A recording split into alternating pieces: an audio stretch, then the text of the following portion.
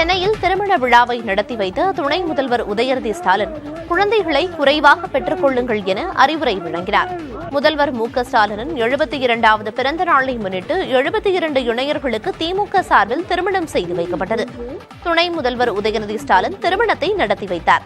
தொடர்ந்து விழாவில் பேசிய அவர் மக்கள் தொகையை கட்டுப்படுத்தியதற்காக தொகுதி மறுவரையில் தமிழ்நாடு தண்டிக்கப்பட இருப்பதாகவும் கூறினார்.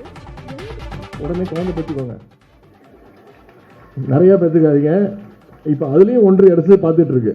அதாவது ஒன்றிய அரசு குடும்ப கட்டுப்பாடை வலியுறுத்தி ஜனத்தொகை அதிகமாக இருக்கு, அதனால கட்டுப்படுத்தணும்னு சொல்றது ஒன்றிய அரசு. அதை வெற்றிகரமாக செஞ்சு கொடுத்தது தமிழ்நாடு. அதற்காக இப்போ நம்ம தண்டிக்கப்படுறோம். இப்போ தமிழ்நாட்டில் இருக்கக்கூடிய நாடாளுமன்ற எம்பிக்களுடைய தொகை 39.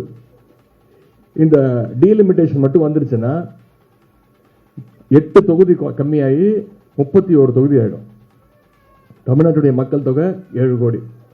ஆனால் இந்த குடும்ப கட்டுப்பாடு சரியாக பண்ணாத, சரியான மக்கள்கிட்ட சரியாக விழிப்புணர்வு ஏற்படுத்தாத மாநிலங்கள் இதனால் பெனிஃபிட் அடைய போகிறாங்க. வட மாநிலங்கள் இருக்கக்கூடிய வட மாநிலங்கள்லாம் 100 தொகுதி வரைக்கும் இதனால் பெறப்போகுது.